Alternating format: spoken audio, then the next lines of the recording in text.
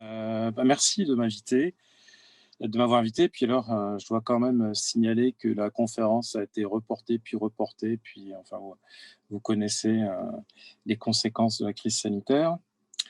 Cela dit, la Chine, ça reste dans l'actualité et en fait, ça ne fait que commencer.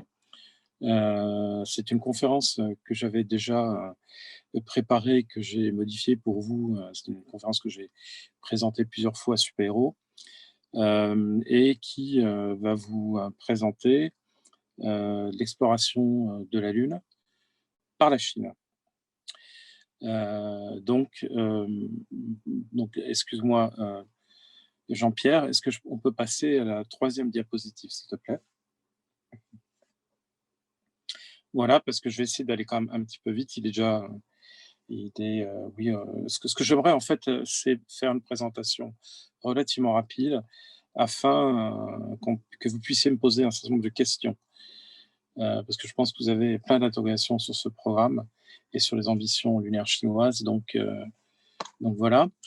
Donc je commencerai par dire que la Lune en Chine, en fait, est une préoccupation ancienne des astronomiciens chinois, puisque on retrouve les premières études dans les années 60. Ensuite, dans le cadre du projet 863, dans les années 80, eh bien, la Chine a repensé toutes ses activités spatiales, que ce soit du transport spatial, des satellites, mais aussi de l'exploration. Et à ce moment-là, en fait, ils ont repris toutes les anciennes études pour évaluer s'il était intéressant et possible d'aller explorer les planètes et d'abord la Lune. Il y a une multiplication. Alors, en fait, il y a une réponse positive au milieu des années 80. Et puis ensuite, les Chinois ont fait énormément de séminaires sur la question de l'exploration planétaire et l'exploration lunaire. Ça s'est accéléré à la fin des années 1990. Et puis finalement, ils ont démarré un programme officiel au début des années 2000, qui est devenu le programme Chang'e en fait à partir du 1er mars 2003. Hein, c'est le démarrage en fait de la réalisation de la première sonde Chang'e 1. Mais il fallait bien voir que dès la fin des années 1990, l'exploration de la Lune en Chine, c'était 3 étapes. C'était d'abord de se mettre en orbite, puis de s'y poser, puis de retourner des échantillons.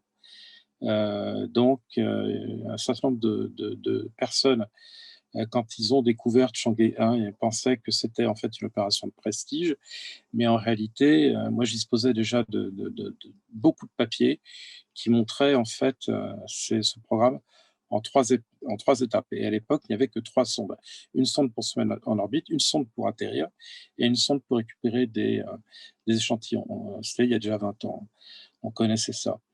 La totalité en fait des véhicules d'exploration chinois, comme la totalité jusqu'il y a une dizaine d'années de tous les engins spatiaux, eh bien c'est la CAST en fait qui les fait. C'est la CAST qui est le maître d'œuvre des véhicules d'exploration chinois. Et puis évidemment l'exploitation en fait scientifique, eh bien elle est conduite par l'Académie des sciences. Jean-Pierre, diapo suivante s'il te plaît. Merci. Donc cette exploitation scientifique, comme je disais, est sous l'égide de l'Académie des sciences. Comme à l'époque de l'URSS, très influencée par les objectifs en fait politiques d'exploration. Cela dit, dans les années 2000, entre 2000 et 2005, toute une infrastructure a été créée pour exploiter des sondes d'exploration sous l'égide des observatoires astronomiques nationaux. Et en même temps, on a créé en fait un réseau de poursuite des sondes spatiales. Alors d'abord avec des grandes antennes en Chine, et puis peu à peu avec l'utilisation de navires de poursuite, et puis des stations à l'étranger. On constate au fur et à mesure du temps que l'exploitation des sondes chinoises est finalement s'apparente un peu aux méthodes de la NASA. C'était surtout constaté avec la mission de Chang'e 3 lorsqu'ils ont posé le premier atterrisseur sur la Lune.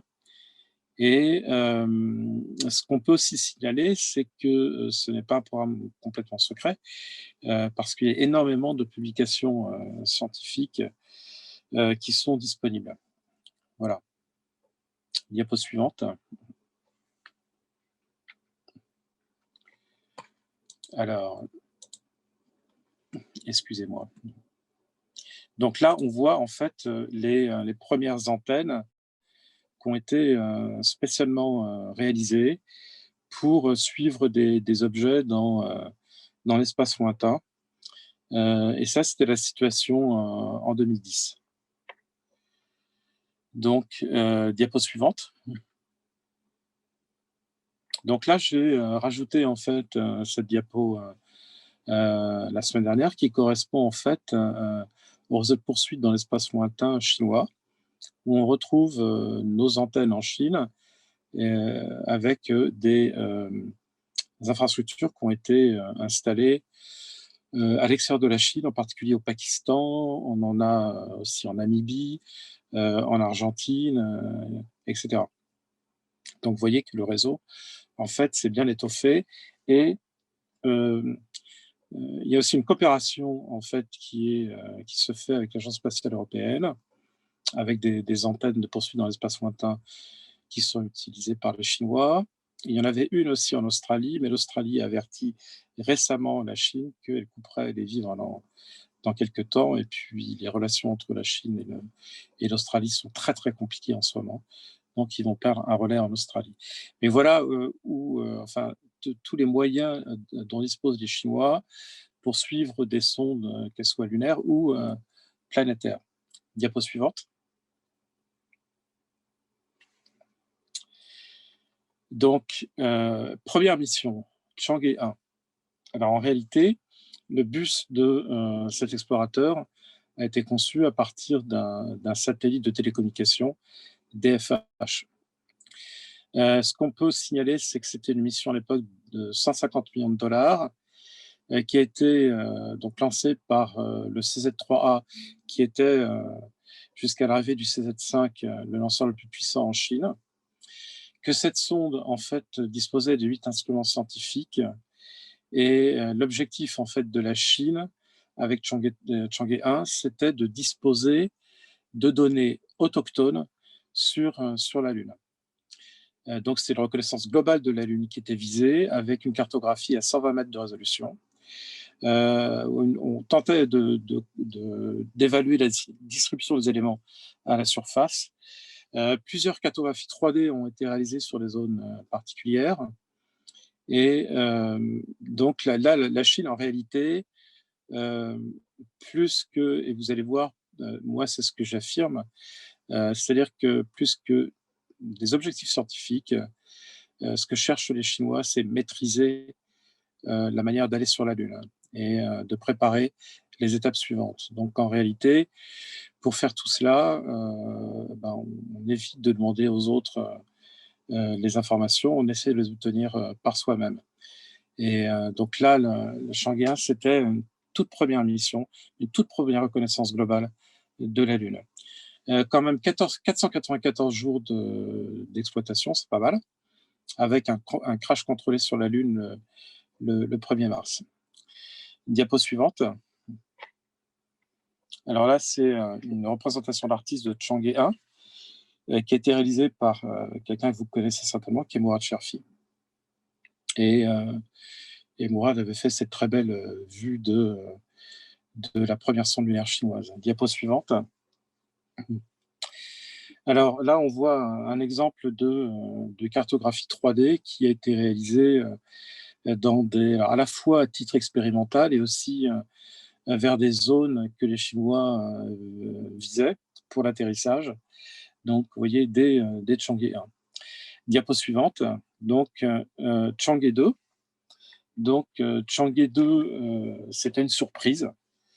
Première surprise qui va révéler, en fait, à cette époque-là, ce que j'appelle la stratégie des jumeaux. C'est-à-dire qu'en Chine, lorsqu'un objet est stratégique, eh bien, il est doublé. Non, il faut revenir encore un peu. Stop. Voilà.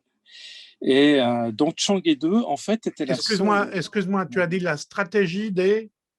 Ce que j'appelle la stratégie des jumeaux. Ah, des jumeaux, merci. Et donc, Chang'e 2, en fait, était la sonde de réserve de Chang'e 1 si jamais, en fait, on avait le Chang'e 1 qui défaillait. Or, elle n'a pas défailli. On a une sonde qui, dans le hangar prête au lancement. Eh bien, on va l'utiliser et on va rajouter un certain nombre d'instruments pour progresser dans la connaissance de la Lune, toujours pour continuer en fait à faire une reconnaissance globale, mais cette fois-ci, on va en fait pointer sur des zones particulières et on va tenter d'obtenir des images à très haute résolution, là pour le coup pour préparer la mission d'atterrissage. Et puis, ce qui avait été beaucoup évoqué par les Chinois à cette époque-là, c'était la recherche, enfin la distribution des éléments au sol et la recherche de l'abondance de l'hélium 3. On parle beaucoup de l'hélium 3 dans pour d'hypothétiques exploitations de centrales à fusion nucléaire.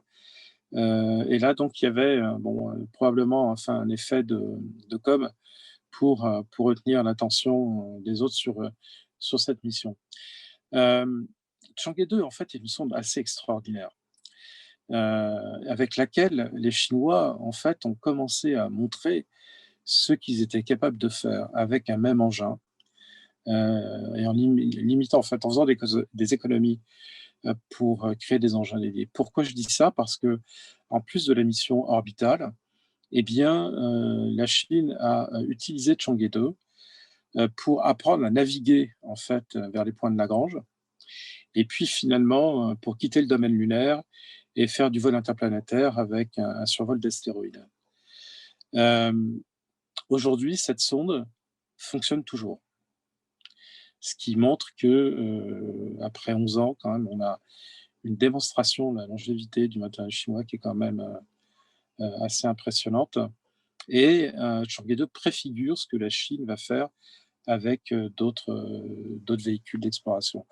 Diapo suivante. Donc là, ça c'est pour se rincer un petit peu les yeux. On a de très belles images qui ont été prises par Chang'e 2 et qui montrent à la fois du relief, de la reconstitution 3D, et puis des images classiques, dont une à haute résolution, celle qui est en bas à gauche. Diapo suivante. Donc un autre exemple de cartographie 3D réalisée par Chang'e 2. Diapo suivante. Donc toujours des exemples réalisés par cette sonde. Diapo suivante. J'essaie d'aller vite parce que j'ai énormément de choses à dire. Donc Chang'e 3. Donc je vous ai dit, Chang'e 2 avait commencé à préparer en fait cette mission en cartographiant à très haute résolution les zones d'atterrissage qui étaient visées. Donc Chang'e 3, c'est quand même un véhicule très différent évidemment des deux autres. Parce que si les deux autres étaient un dérivé de satellites de télécommunication, là, on a un véhicule qui doit atterrir sur la Lune. Et donc, qui a des dispositifs complètement nouveaux. Donc, 7 ans de développement, ce qui est relativement long pour un véhicule spatial chinois. Et le but, c'était une démonstration technologique avant d'être de la science. Et il fallait en fait réussir un atterrissage en douceur sur la Lune. C'était aussi communiquer avec ce type d'engin qui est beaucoup plus complexe. Et il y avait aussi une mission de téléopération en surface que la Chine n'avait jamais réalisée. Et puis le développement de nouveaux logiciels pour la navigation et l'atterrissage, etc. Et l'établissement, comme je dis, d'un système en fait d'ingénierie aérospatiale pour les missions lunaires et l'adoption de méthodes scientifiques pour la gestion des grands projets, ce qui n'avait pas été le cas pour les deux sondes précédentes. La mission à la surface, c'est donc la topographie de la surface lunaire, la structure géologique et composite chimique, l'observation de la plasmasphère terrestre et l'observation des étoiles variables et des galaxies. Et donc, ça, c'était la mission de l'atterrisseur.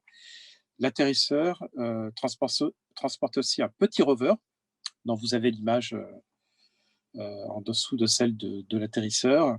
Et le rover, eh bien, il devait étendre le rayon d'action, d'exploration de l'atterrisseur. Et tout ça, c'était quand même des grandes premières pour la Chine, qui ont été parfaitement réalisées. Diapo suivante.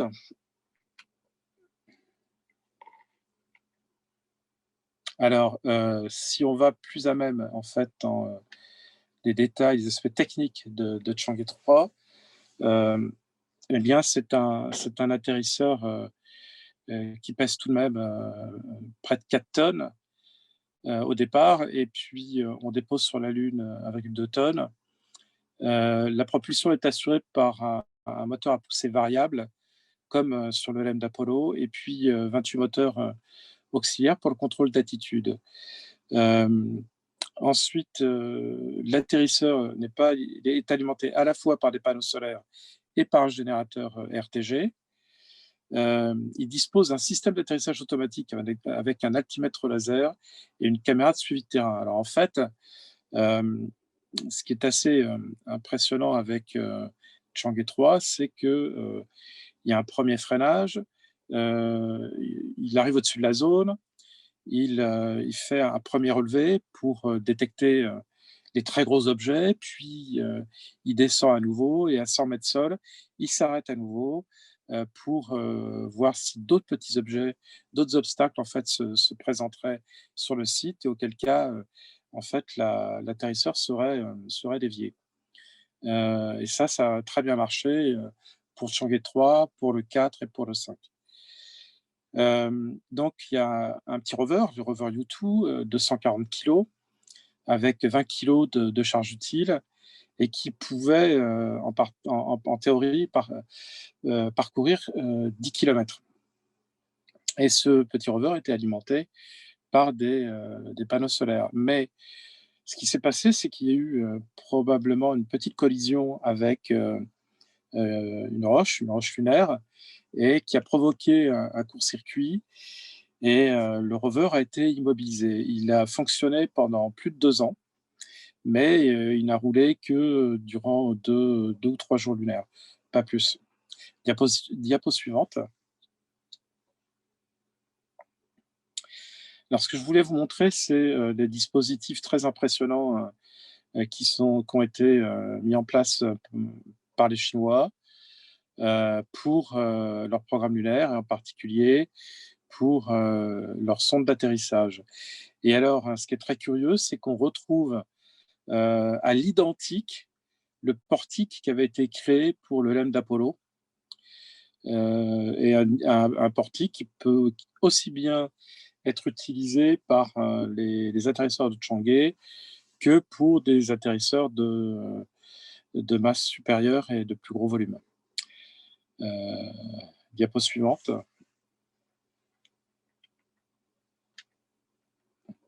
Alors là, c'est quelques photos qui vous montrent en fait toutes les configurations qui ont été étudiées pendant près de 10 ans par les Chinois pour rouler sur la Lune.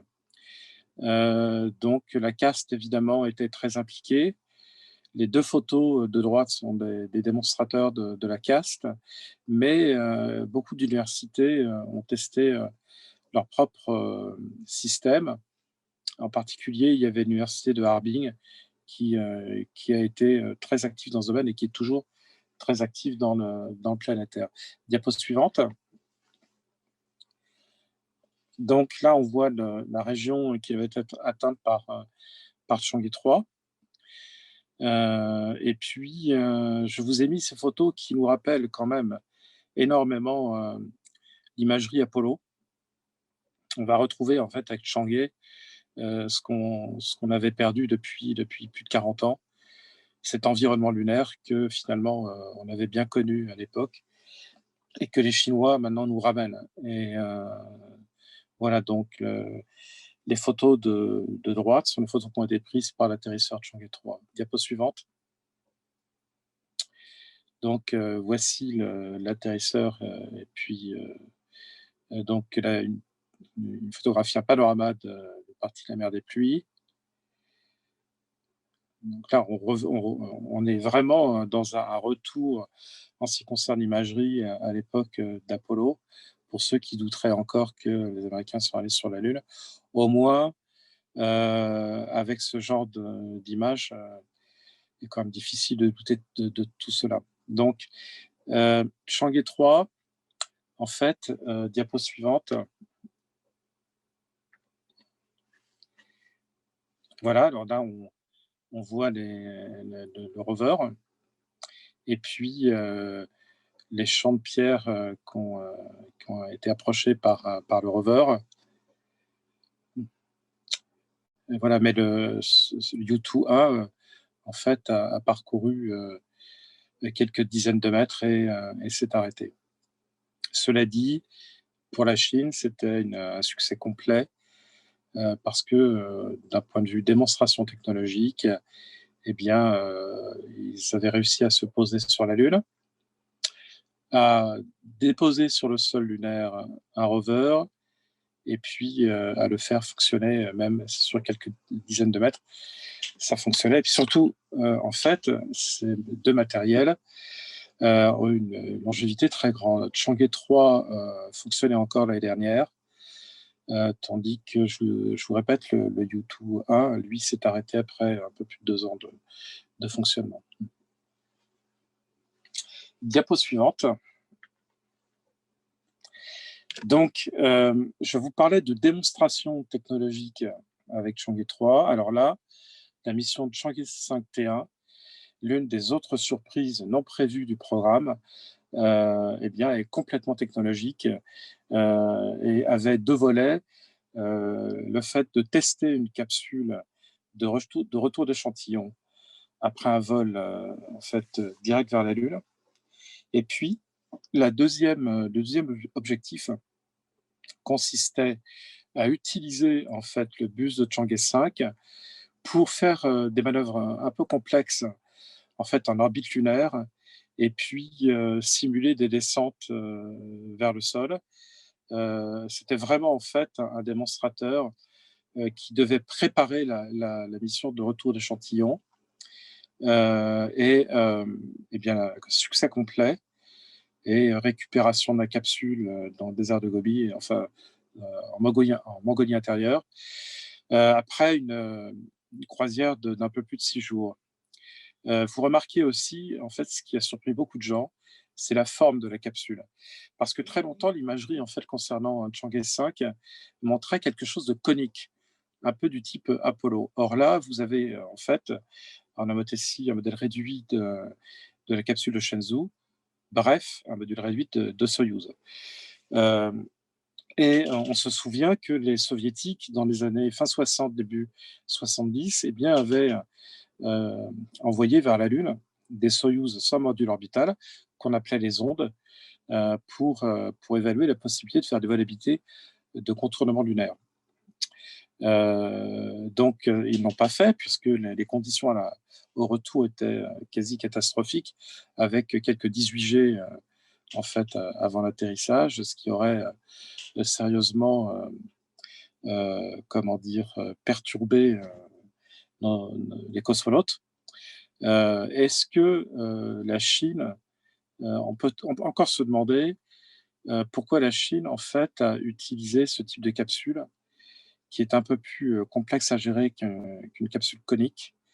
Et, mais je pense, après les spéculations sur le fait qu'on aurait pu lancer un Shenzhou vers la Lune, que cette forme-là est particulièrement, comment dire, a été particulièrement conçue pour et uniquement pour le retour d'échantillons et qu'ils vont bien aller sur la Lune avec une capsule de type Apollo. Voilà ce que j'avais à dire sur Chang'e 5T1. Diapo suivante.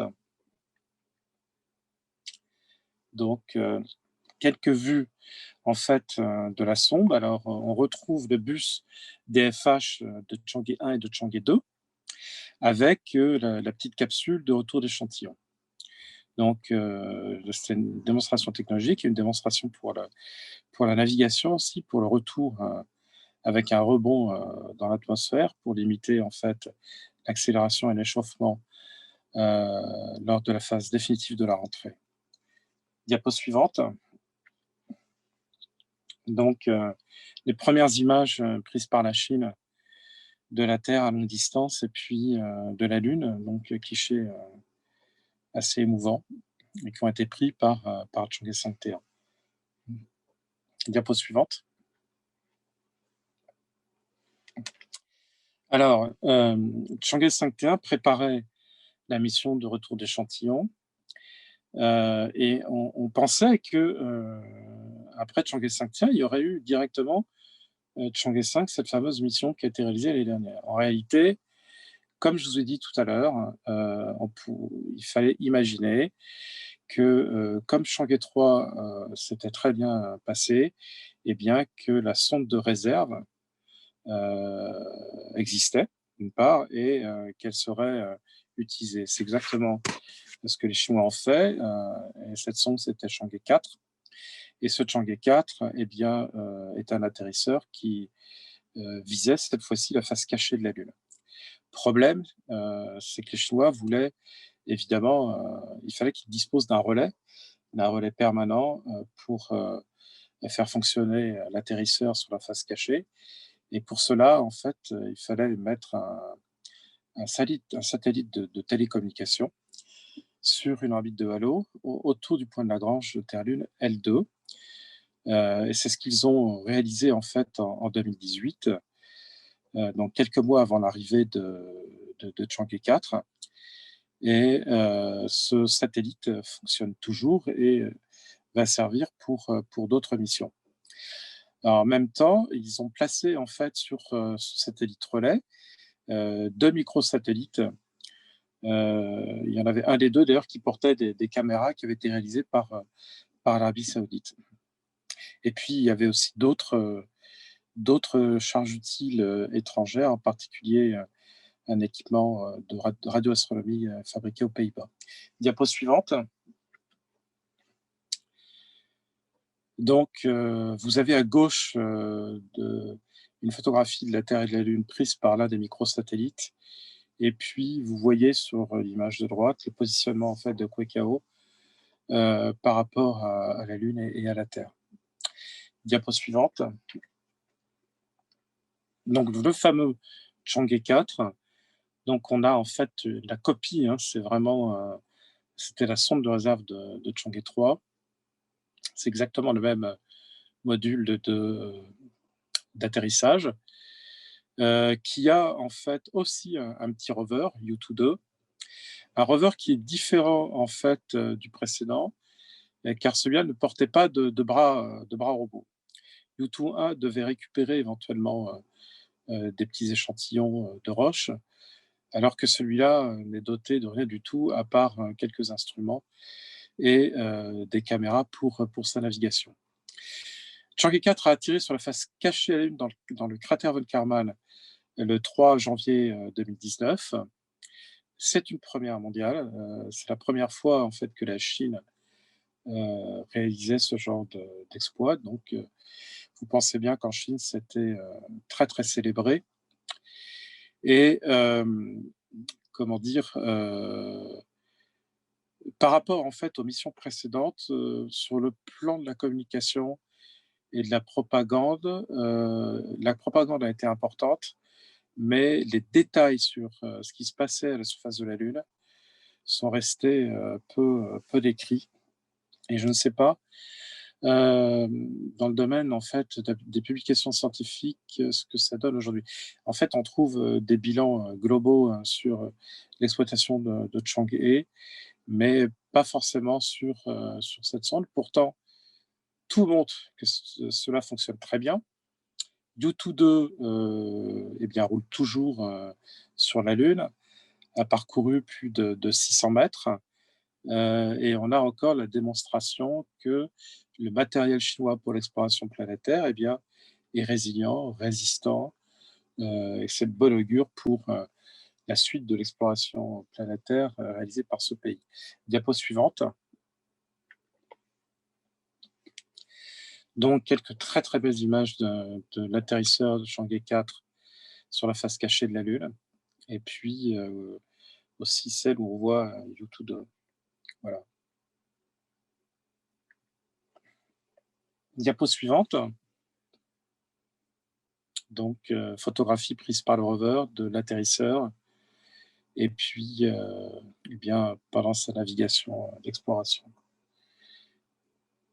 Diapo suivante. Donc maintenant, on en vient à la mission de retour d'échantillon de Chang'e 5,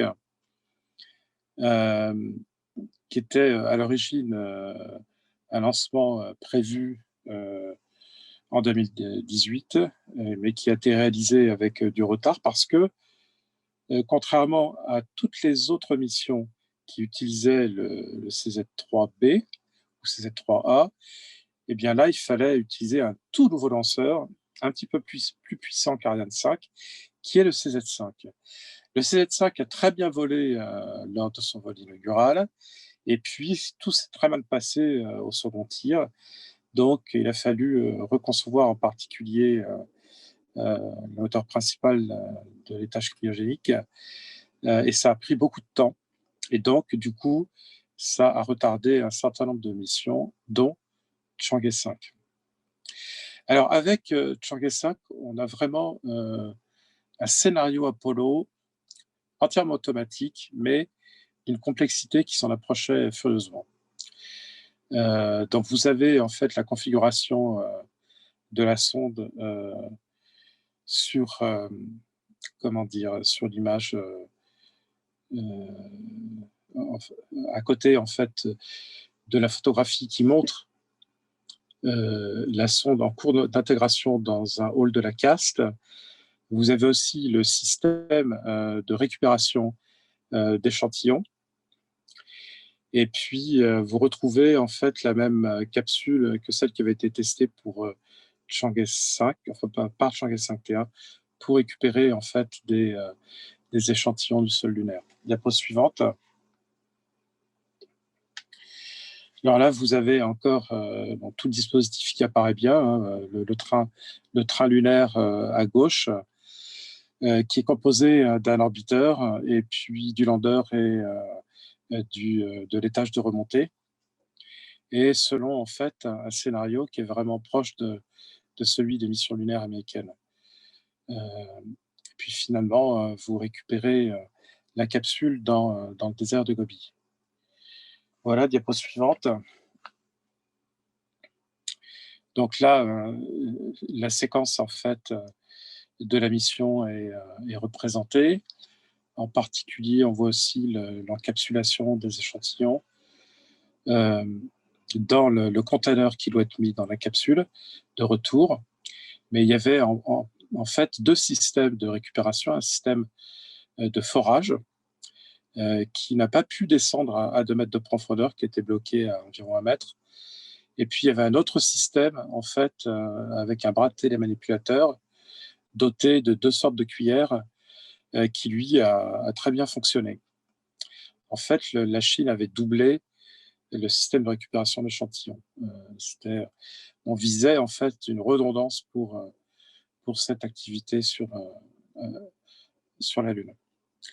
Après, vous voyez donc des vues qui montrent le rendez-vous entre l'étage de remontée et puis l'orbiteur qui doit retourner sur Terre, et puis finalement le retour de la capsule sur Terre. Quelques vues de la mission. Donc la zone où atterrit Chang'e 5. Et donc, vous voyez les deux spatules qui étaient utilisées sur le bras télémanipulateur, en fait, à gauche de l'image. Le drapeau chinois, alors ça, c'est aussi, ça faisait partie donc de l'aspect politique de la mission, qui était de déployer un petit drapeau à la surface de la Lune, et puis finalement la récupération de la capsule avec 2 kilos d'échantillons lunaires. Diapo suivante. Diapo suivante. Voilà, alors maintenant on va parler en fait des futures missions. En particulier, donc, après Chang'e 5, la Chine prévoit de réaliser la mission Chang'e 6, qui sera une copie, en fait, de la mission précédente, avec aussi, en fait, un véhicule de retour d'échantillon. En ce moment, ce qui est dit, c'est que cette sonde viserait soit une zone à proximité du pôle sud, sur la face visible de la Lune, ou alors, en fait, récupérera des échantillons de la face cachée. Donc, il y aura une participation française à cette mission de Chang'e 6. Donc, il y a des accords qui ont été signés entre le CNES et puis l'Agence spatiale chinoise en mars 2019. Donc, il y a un instrument qu'on appelle l'instrument Dorn qui devra analyser, en fait, la présence de radon à la surface. Et ça sera en réalité la première expérience française sur une sonde d'exploration lunaire chinoise. Diapo suivante. Alors après Chang'e 6, on aura Chang'e 7 qui est prévu. Alors si Chang'e 6 est prévu vers 2024, 2023, 2024, Chang'e 7 c'est 2026. Alors j'ai mis 2025 parce qu'en fait on oscille en ce moment pour connaître les dates. Donc là, il s'agit en fait d'une mission encore plus ambitieuse que les précédentes, avec plusieurs petits véhicules. En particulier, il s'agira de se mettre au pôle sud et d'aller explorer in situ le fond d'un cratère pour confirmer la présence de gaz d'eau. Alors comment on va faire? Donc, on va d'abord poser l'atterrisseur, et puis on aura en fait un petit hopper. Si vous regardez l'image de droite, vous voyez un petit véhicule en forme de pyramide. Et celui-là, en fait, sera une sorte de sauteur. Il effectuera des petits vols suborbitaux et qui visent en fait à s'approcher du cratère et à descendre en fait dans le cratère. Donc c'est une mission qui est encore pas tout à fait connue. Ce dessin, c'est un dessin qui est apparu sur un site anonyme qui n'est pas encore formalisé, mais au fur et à mesure du temps, c'est quand même toujours la même chose qui apparaît. Donc on peut imaginer que c'est une mission, c'est ce que vous voyez sur cette diapo qui pourrait être réalisée. Chang'e 8, donc lancement 2026-2028, on ne sait pas encore, mais ça sera dans la deuxième partie de cette décennie. Et ça sera une mission entièrement technologique. On visera en fait à expérimenter l'utilisation des ressources sur place, en particulier la production de gaz in situ si on a par exemple de la glace d'eau, mais on utilisera aussi des procédés d'impression 3D. En fait, ce que les Chinois veulent, c'est préparer la phase suivante. Donc, après les sondes d'exploration, eh bien, ce sera la création d'une base lunaire automatique dans un premier temps. Et donc, cette sonde peut-être servira-t-elle en fait de point nodal pour assembler après, enfin, pour faire venir à côté d'elle d'autres atterrisseurs qui seront branchés ensemble pour réaliser cette base scientifique. Diapo suivante. Alors voilà, je vous ai fait, en fait, ça c'est quelque chose d'un peu, c'est un scoop, hein, si je puis dire, parce que j'ai retrouvé des papiers d'il y a une dizaine d'années et qui confirment en fait ce qui est apparu récemment. Eh bien, à quoi ressemblerait cette fameuse base automatique des Chinois sur la Lune, où on aurait, vous voyez, en fait, les atterrisseurs. Il faut bien comprendre que les atterrisseurs de Chang'e 3, Chang'e 4, Chang'e 5 et 6, tous ces véhicules sont les mêmes.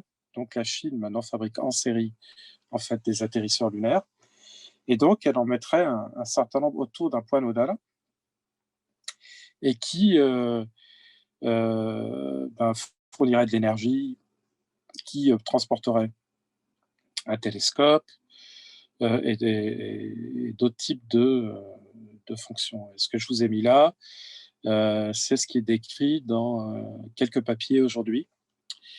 En termes de fonction, eh bien, ça servira à expérimenter donc in situ, enfin l'exploitation in situ des ressources. On aurait un véhicule, celui que vous voyez sur le schéma en haut et à droite, qui serait utilisé pour tester toutes sortes de transformations avec les équipements un peu sophistiqués que la Chine prépare. Il y a des papiers qui existent là-dessus. Mais c'est aussi évidemment pour expérimenter toutes sortes de technologies avancées. Donc, ce sera la mise au point de technologies pour l'espace lointain, bien sûr, mais aussi pour l'assemblage d'infrastructures sur la Lune, la production d'énergie, le support vie, etc., quoi. Ensuite, ils imaginent en fait utiliser euh, cette base pour préparer en fait la création d'infrastructures plus sophistiquées et puis naviguer sur la Lune. On aurait aussi des télescopes qui observeraient l'univers, mais aussi la Terre. Je vous rappelle que Chang'e 3 a testé ce genre de fonction. Ils imaginent par exemple bien surveiller le climat avec des instruments posés sur la Lune. Et puis évidemment, une base comme celle-ci servirait en fait à faire toutes sortes de sciences, l'astronomie bien sûr, mais ça pourrait être aussi le transport d'échantillons biologiques. Il faut quand même se rappeler que la Chine très souvent transporte en fait des échantillons biologiques, en particulier sur les atterrisseurs. Leur but, c'est de connaître comment en fait l'environnement lunaire altère ces échantillons, et tout ça bien évidemment dans le but des futures missions habitées. Et puis il parle aussi en fait de la base lunaire pour surveiller les géocroiseurs. Vous voyez, on imagine en fait, alors je ne vous ai pas mis tout ce qu'on peut déjà découvrir dans ces articles, mais déjà il y a une dizaine d'années, en fait, on retrouve des articles très bien documentés sur cette station automatique, et en particulier qui sont signés par la chef de projet de Chang'e 4 et par d'autres scientifiques qui participent au programme Chang'e. Alors, diapo suivante. Voilà deux illustrations. Alors, il y en a une qui date d'il y a quelques années, la première. Mais la Chine, moi, je me rappelle des premiers papiers sur la station automatique en 2009. Et donc, vous voyez, tout ça est quand même pensé et conçu depuis très, très longtemps. Et la Chine va directement vers cette installation scientifique automatique. Ça ne fait plus aucun doute. Alors, ils veulent y associer les Russes. Les Russes, en fait, après leurs atterrisseurs, ils visent aussi à créer une base automatique sur la Lune. Et deux accords très importants ont été signés, d'abord entre Poutine et Xi Jinping il y a quelques mois, avec l'idée de partager en fait les technologies mais de concevoir chacun en fait leur propre base lunaire. Et il y a quelques jours, un nouvel accord a été signé entre Roscosmos et l'agence spatiale chinoise, eh bien, qui officialise la création d'une base de recherche automatique lunaire russo-chinoise. C'est pour ça qu'il y a le petit dessin que vous voyez en dessous qui est apparu antérieurement à cette annonce, eh bien, fait apparaître un Luna, je crois que c'est un Luna 27, au sein de cette base automatique de recherche. Diapo suivante. Donc maintenant, on va parler en fait des vols habités. Donc, les vols habités sont une idée très ancienne en Chine. Je ferai bientôt paraître en fait un livre qui vous montrera que la Chine, dans les années 60, a eu 2 projets très sérieux de vols habités, dont Chugong 1. Et c'était une volonté de Mao dès 1961 d'envoyer des cosmonautes chinois dans l'espace. Et tout ce projet a été porté par Tian, qui est l'équivalent de von Braun ou de Korolev en Chine. Et quand Tian, en fait, a répondu aux demandes de Mao, il n'étudiait pas seulement la façon d'envoyer des gens en orbite terrestre, mais aussi sur la Lune. Donc, à l'époque du grand bond en avant et puis de la famine et de la révolution ensuite, de la révolution culturelle, c'était de la science-fiction pour la partie lunaire, pas pour la partie orbite basse.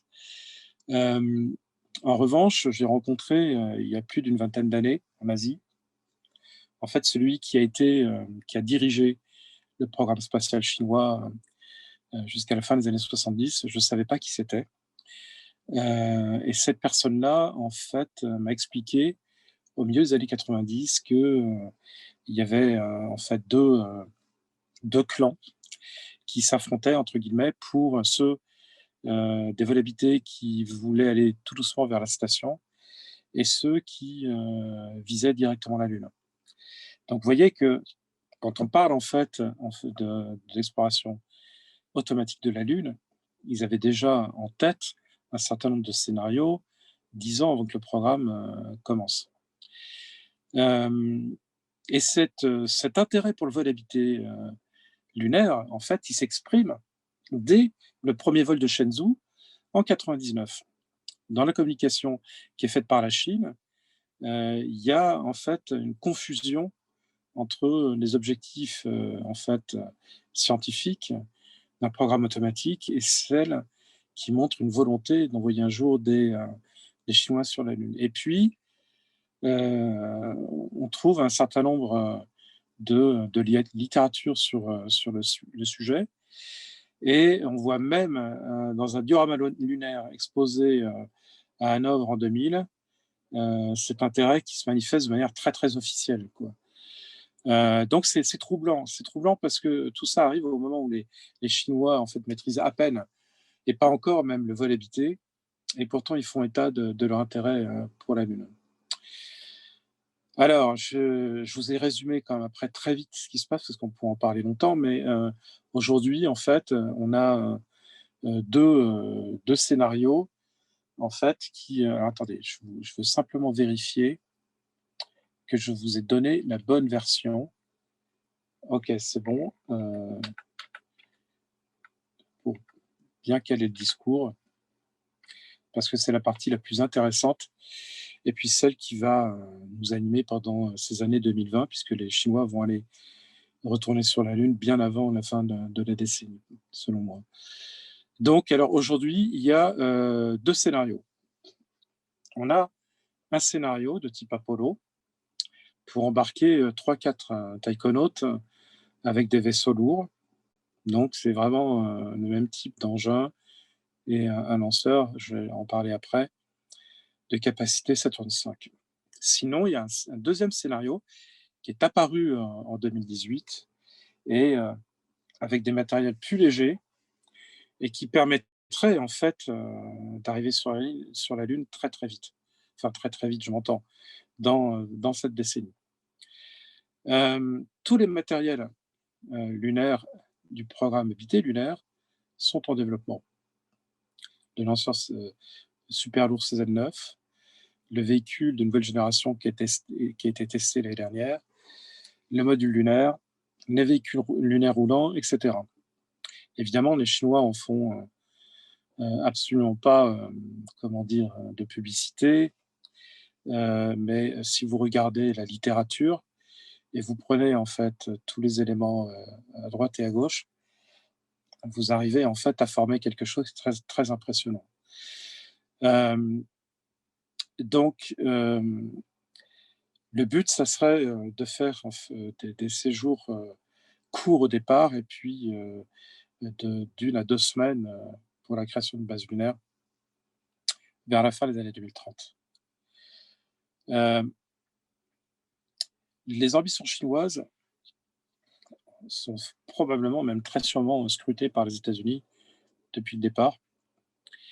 Et je vais vous expliquer, en fait, à mon avis, qu'est-ce qui a déclenché le programme Artemis.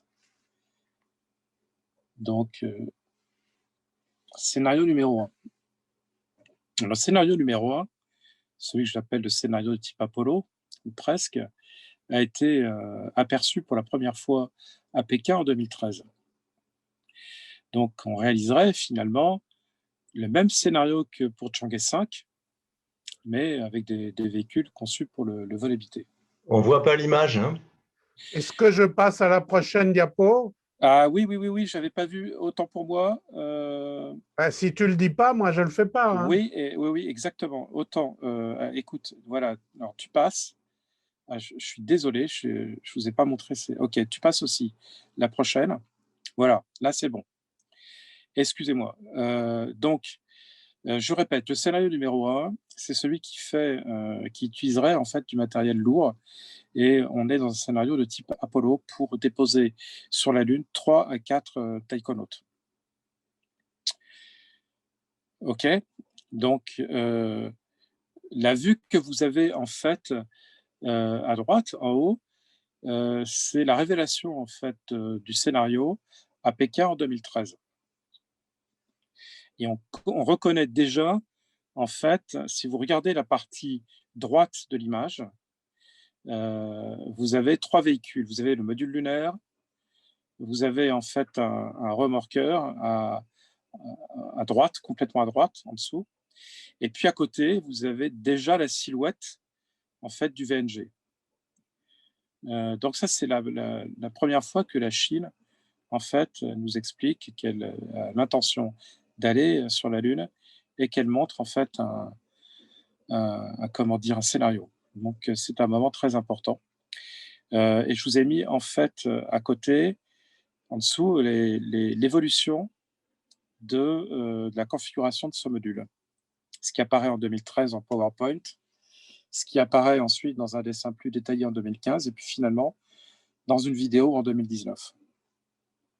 Donc ça, c'est une idée de à quoi pourrait ressembler ce scénario. Vous voyez tout en bas aussi, en fait, le schéma d'un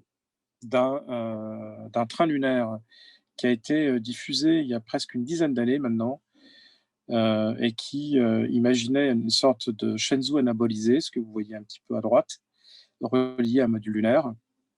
Mais ce projet semble être une étude de concept et qui ne correspond plus du tout, en fait, avec ce qui est imaginé. Jean-Pierre, tu peux mettre la diapo suivante, s'il te plaît. Donc voilà à quoi pourrait ressembler le module lunaire lourd du scénario numéro 1. Donc les images datent de la fin de l'été 2019. C'est une vraie surprise que de voir autant de détails, parce que jamais rien n'est anodin, en fait, avec la communication chinoise. Et la station, par exemple, dont la construction va commencer dans quelques semaines, est apparue peu à peu de cette manière, sans jamais qu'il y ait d'erreur dans ce qui était montré. Donc, je crois qu'il faut regarder avec beaucoup d'intérêt et beaucoup d'attention, en fait, ce type d'image. Diapo suivante. Donc, on voit un peu mieux à quoi pourrait ressembler le module lunaire chinois. Et vous voyez que on retrouve un peu la configuration des atterrisseurs de Chang'e, en particulier avec les positions des panneaux solaires. Alors, il faut savoir que dans un article d'Aerospace America, les astronautes d'Apollo, il y avait au moins, comment s'appelle-t-il, celui d'Apollo 17, Cernan, Eugène Cernan, qui avait étudié attentivement, en fait, les clichés qui étaient disponibles, et qui avait reconnu, en fait, un certain nombre d'équipements que la Chine avait incorporés sur son module d'atterrissage. Et si vous voulez, les astronautes connaissaient absolument par cœur la conception et puis tous les éléments de leur module. Ils participaient eux-mêmes, en fait, avec Grumman à la conception. Ils étaient complètement embarqués avec les ingénieurs surtout pour connaître en fait les différents systèmes et pour y remédier en cas de panne. Et donc, ils ont gardé toujours en mémoire cette très grande connaissance de leur lemme. Et on peut donc prendre avec, comment dire, il faut faire attention à ce que nous disent les Américains sur le module lunaire chinois. Ça peut être intéressant. Mais vous voyez, donc on commence à avoir une imagerie de plus en plus précise, et j'insiste beaucoup. La Chine ne montre jamais rien au hasard. Et tous les matériels qu'elle montre, ce que je suis depuis 20 ans, c'est ceux qui, en définitive, arrivent. Voilà. Diapo suivante. Donc, je reprends le scénario numéro 1 avec le lanceur super lourd CZ9, qui est un lanceur qui est évoqué pour la première fois par des diplomates à Washington en 2006. Alors ça fonctionne par plan quinquennal en Chine. Donc à partir de 2011, un certain nombre d'éléments techniques critiques ont commencé à être développés. On est passé à partir de 2016 donc à une révélation du programme, à une officialisation du programme en mars 2016, et puis à l'essai au banc d'un certain nombre d'éléments critiques. Donc, à partir de cette année, il faudra écouter avec très grande attention au mois de mars que vont nous dire en fait les responsables spatiaux chinois, qui seront une fois de plus autorisés à parler en début de plan quinquennal. Mais on devrait théoriquement passer maintenant à la phase de réalisation du lanceur, et vers 2028-2029, on pourrait imaginer voir le CZ9 être testé en vol. Donc, c'est le plan de développement que je viens de décrire. Donc, ce lanceur super lourd de la classe Saturn V serait bien sûr lancé depuis la nouvelle base de Wenchang, sur l'île de Hainan. Et puis, vous avez 2 photos au moins qui montrent les maquettes des moteurs YF, probablement 660. Vous voyez? Donc, il y a à la fois des éléments en LOX-Kiro, mais aussi en LOX-LH2. Donc, c'est un peu, en fait, on reprend la technologie développée pour le CZ5 et on fait un lanceur beaucoup plus gros. Donc, on a vraiment quelque chose d'assez énorme qui est en cours de préparation pour la Lune et pour d'autres choses, et peut-être pas que pour la Lune. Diapo suivante. Voilà. Alors, vous vous rappelez en fait de la diapo précédente où vous voyez un lanceur qui était une sorte de CZ5 qui avait été étiré en longueur et augmenté en largeur. On a en fait une nouvelle configuration qui est apparue il y a en fait quelques années déjà, qui semblait être en compétition avec la précédente et qui semble maintenant s'imposer définitivement. Donc le CZ9 pourrait plutôt être cette version-là. Alors vous voyez sur l'image en bas, enfin l'image, la comparaison des lanceurs, vous avez la taille en particulier du CZ5 juste à côté du CZ9, et vous voyez la différence de dimension. Là, on a quand même, si le CZ5 peut mettre jusqu'à 25-30 tonnes en orbite basse, là, vous avez un CZ9 qui placerait jusqu'à 140 tonnes en orbite basse. Donc, on est vraiment dans une classe Saturn V, ce qui est nécessaire pour le scénario numéro 1 pour aller vers la Lune. Diapo suivante. Alors, c'est là que les choses commencent à devenir intéressantes. Si vous vous rappelez, j'avais écrit un article pour l'astronomie il y a 2-3 ans, et qui évoquait pour la première fois le scénario numéro 2.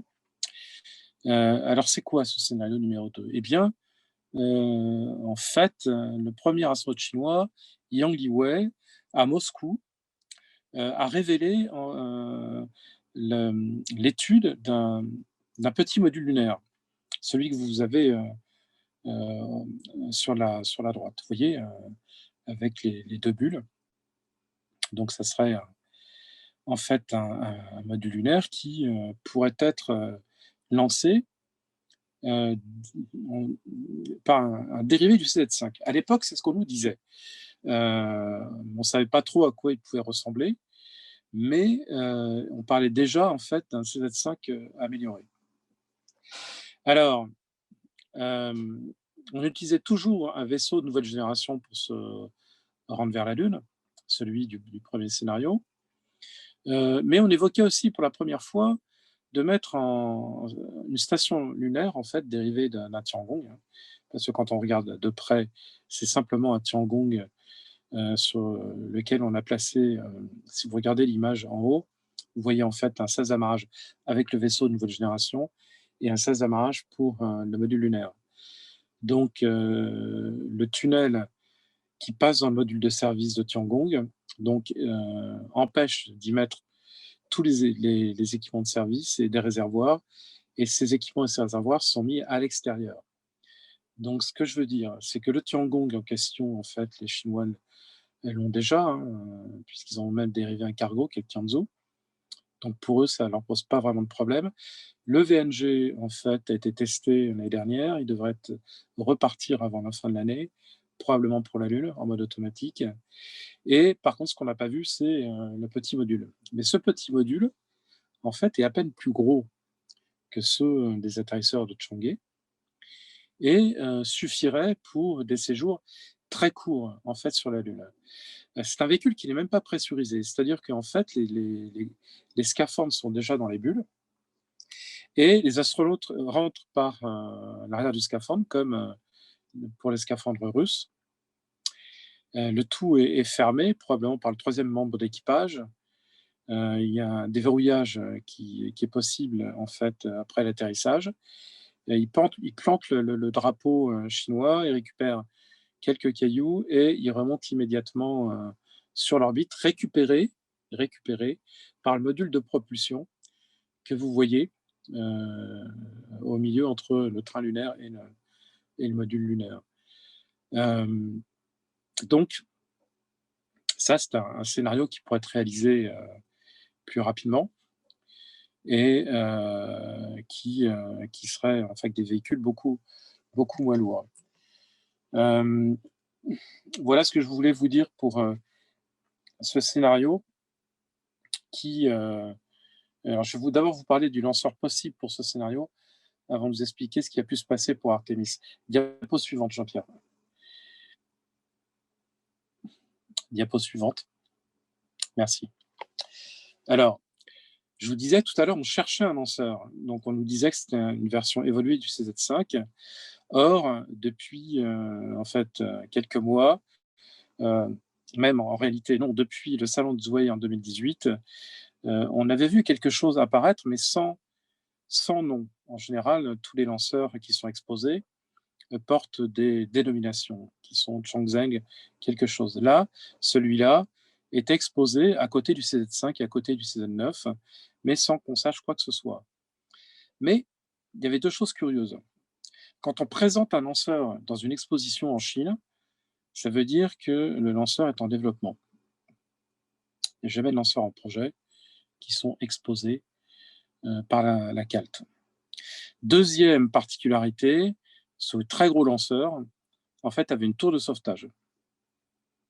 Alors avant même qu'ils annoncent que c'était un CZ pour le vol habité, en 2018, on pouvait imaginer que si on voyait une tour éjectable, eh bien, il s'agissait d'un lanceur pour le vol habité. Et aujourd'hui, la Chine confirme qu'elle utilisera en fait ce lanceur pour le vol habité lunaire. Donc en fait, c'est un lanceur de la technologie du CZ5, mais avec des grappes de moteur qui lui ferait qui ferait davantage ressembler en fait au Falcon 9 Heavy. C'est un lanceur qui fait quand même 87 mètres de haut, 2200 tonnes au décollage et qui peut mettre 70 tonnes en orbite basse. Donc c'est quand même pas mal, c'est un peu plus que le Falcon 9 Heavy. Et puis je vous dis, il y a le même faisceau de moteur que le lanceur américain. Sa date de mise en service, bien sûr, est inconnue. Diapo suivante, s'il te plaît, Jean-Pierre. Et puis là, surprise, parce que non seulement on l'a vu en maquette, mais je vous disais, quand on voit un lanceur en maquette dans une exposition, c'est que le lanceur est déjà en développement. Et ces photos sont apparues peu après et montrent en fait donc des parties, probablement la partie basse du lanceur, qui est déjà en usine à la CALT. Ces images datent d'il y a déjà 2 ans. Donc on imagine ce qu'ont pu faire les Chinois en 2 ans. Donc évidemment, quand les Américains ont connu la présentation du plan à Moscou en octobre 2018, il y a eu une réaction qui ne pourrait ne pas être liée forcément à ça, mais dans un contexte qui est celui d'une compétition entre les Américains et les Chinois, on a du mal à imaginer autre chose. C'est que le Griffin, qui fut autrefois l'administrateur de la NASA et qui dirigeait jusqu'à encore très récemment toute la recherche militaire aux États-Unis et qui avait vraiment en fait un poids considérable dans l'administration Trump, a sorti 3 semaines après la présentation en disant que la Gateway était quelque chose qui était inutile, ne servirait à rien, parce que les Américains n'allaient pas simplement regarder depuis l'orbite ce que la Chine allait faire sur la Lune. En janvier ou février 2019, Mike Pence en fait a sorti en fait à peu près la même chose, mais c'est comme le vice-président américain. Et en mars 2019, Trump annonçait le programme Artemis et l'arrivée sur la Lune d'astronautes en 2024. Il est difficile de ne pas y voir en fait un rapport avec ce qui était présenté par Yang Liwei et le scénario numéro 2 qui permettrait à la Chine d'arriver beaucoup plus vite sur la Lune qu'avec les matériels lourds du CZ-9. D'autant plus que il y a déjà 2 ans, donc ils avaient déjà un lanceur en développement, celui que vous voyez sur la photo de gauche. Voilà donc où on en est. Alors, diapo suivante. Donc on va un petit peu parler quand même du premier élément visible du programme lunaire habité chinois, qui est le vaisseau de nouvelle génération, donc qui est une forme qui ressemble beaucoup à celle d'Apollo, enfin entre celle d'Apollo et celle du Crew Dragon, je dirais, pour la capsule.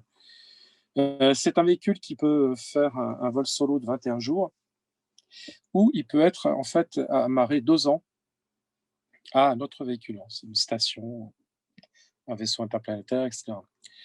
Il est conçu en fait pour des retours d'orbite à 7,8 km/s et lunaire, donc à la première et à la seconde vitesse cosmique. Ce véhicule en fait a atterri en Mongolie intérieure. Donc les Chinois ont démontré qu'ils savaient récupérer une très très grosse capsule directement sur Terre. Donc ça c'est quand même un avantage. Mais elle pourrait aussi bien amérir. Il peut s'amarrer à l'ISS? Ah, pas du tout, pas compatible. Et les Américains n'en veulent pas, de toute manière. Donc, il faut la coopération entre la Chine et les États-Unis, c'est de la science-fiction. Bon. Donc, les systèmes d'amarrage sont absolument pas compatibles. Alors, il est déjà compatible du CZ5, mais pour des mises sur orbite basse. Le premier vol qui a été réalisé l'année dernière a monté la capsule à 8000 km d'altitude. Alors, c'est clair que quand on teste une capsule à 8000 km d'altitude, c'est pas pour faire du vol de station. C'est vraiment pour préparer en fait des vols beaucoup plus lointains. Il est compatible probablement du CZ7 et puis bien sûr du CZ9 et puis du lanceur que j'ai citées auparavant. Donc vous avez, je vous ai représenté en fait les deux versions, la version de 21 tonnes qui est la plus grosse pour la Lune et la version de 14 tonnes pour l'orbite terrestre. Alors pour la Lune, il peut transporter 4 taïkonautes et pour l'orbite terrestre, 6.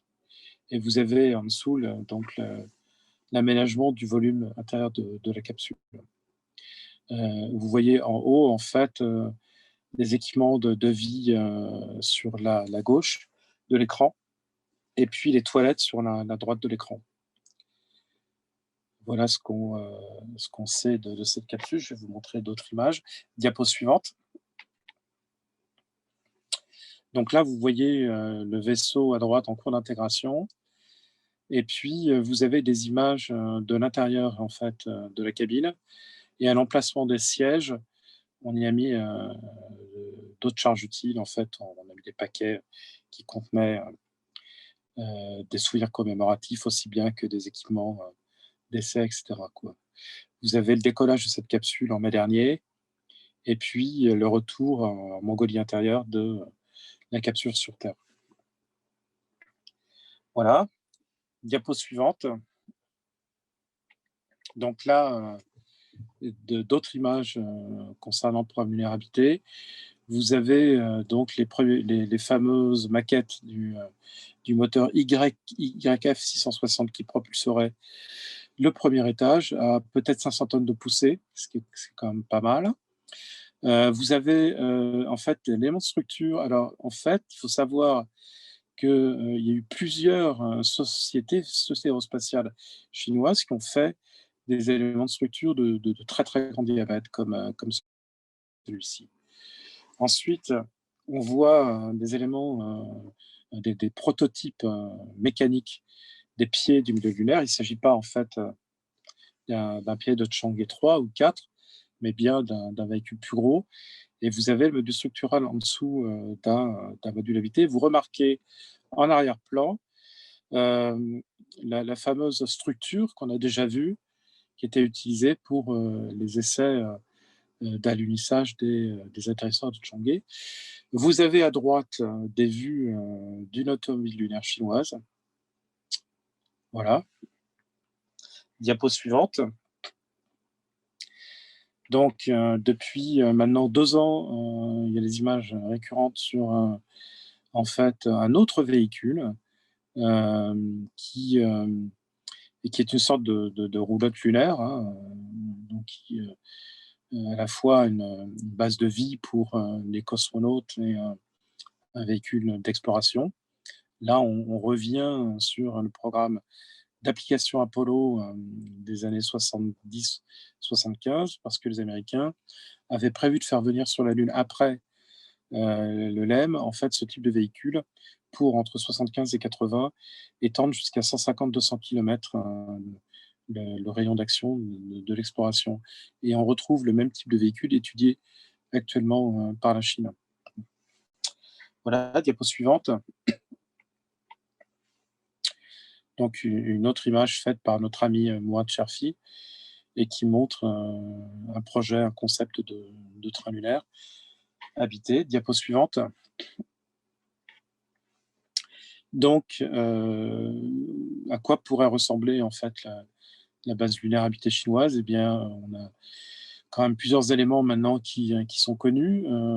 Donc, ils veulent absolument rejoindre le pôle sud, un peu comme tout le monde, pour utiliser, pour exploiter éventuellement la glace qui serait présente au fond des cratères jamais éclairés par le soleil. Et en même temps, ces mêmes cratères, du fait comment dire, de la position du pôle sud par rapport au soleil, eh bien, on imagine que le sommet en fait de certains cratères serait perpétuellement ou presque éclairé par le soleil, ce qui sur la Lune serait un avantage considérable et qui permettrait d'avoir de l'énergie en abondance.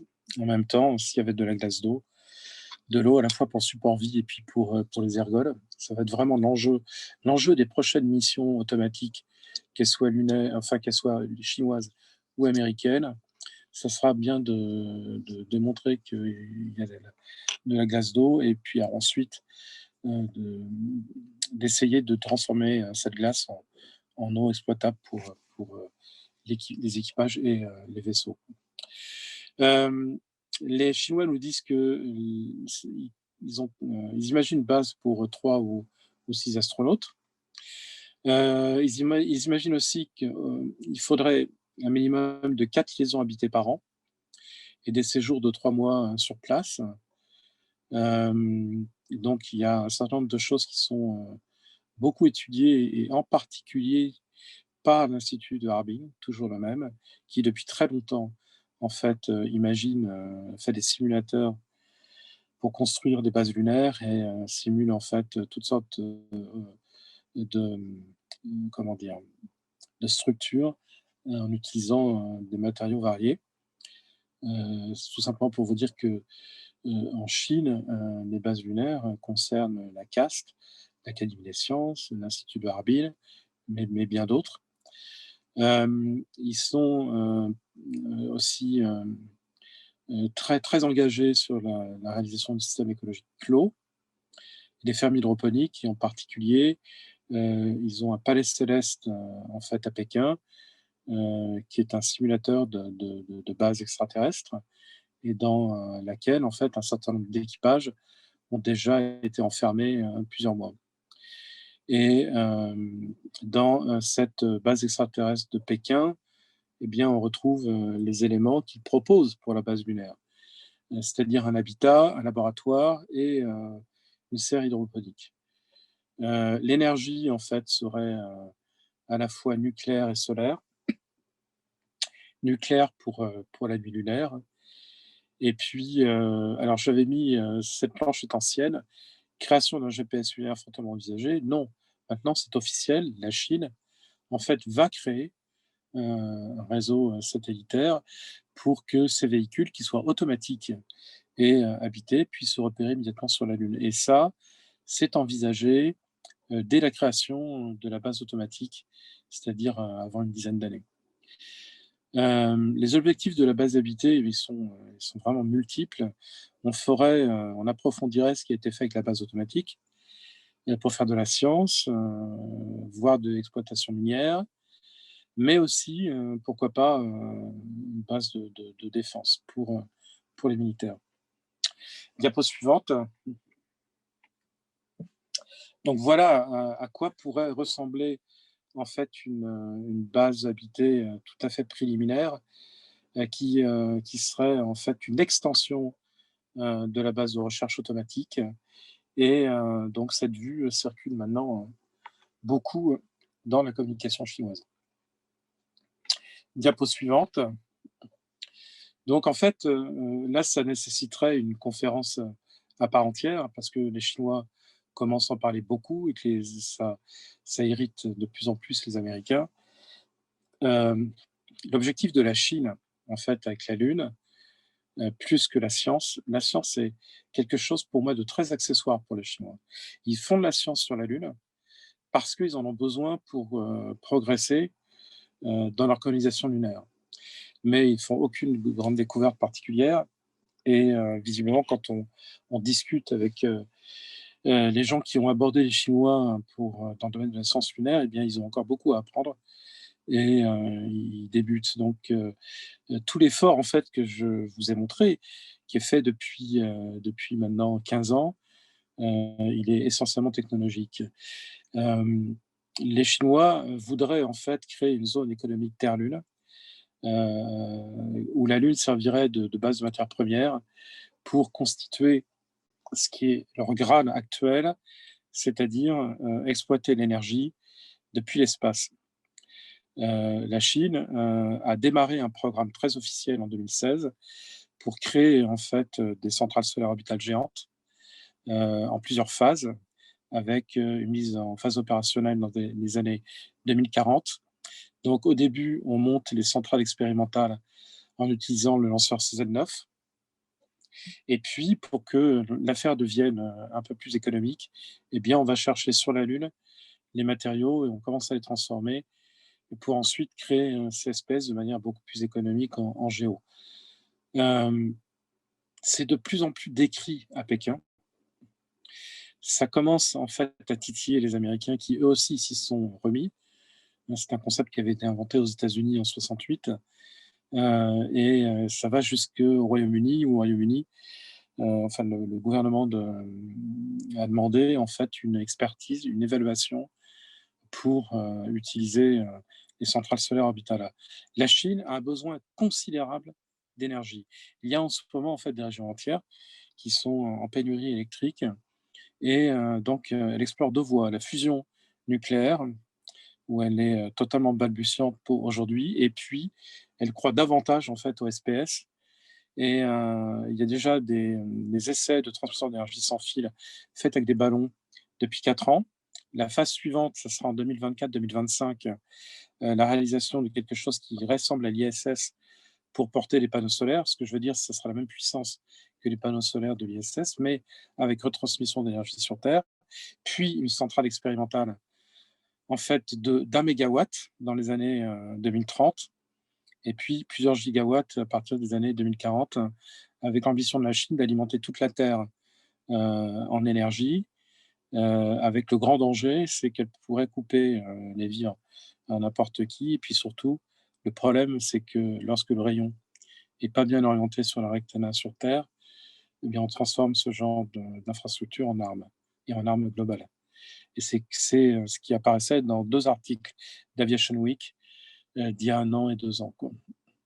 Voilà, j'en ai fini, j'ai un peu dépassé l'heure. J'ai été obligé d'aller très, très vite, j'avais beaucoup de choses à dire. Mais Jean-Pierre, si on peut encore prendre quelques questions. Oui, oui. Alors, déjà, bravo. C'était très clair. J'ai compris la philosophie chinoise, hein, et les petits pas pour arriver à ce qu'ils veulent.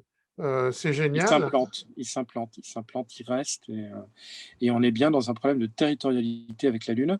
Et quand on regarde les accords Artemis, ce n'est que ça. Et la Chine dit la même chose, quoi. Donc, Alors, moi, j'ai une question avant de passer la parole aux autres. Où trouves-tu toutes ces informations? Parce que moi aussi, j'en cherche sur la alors, Chine. Alors, question subsidiaire, tu parles chinois, tu comprends chinois?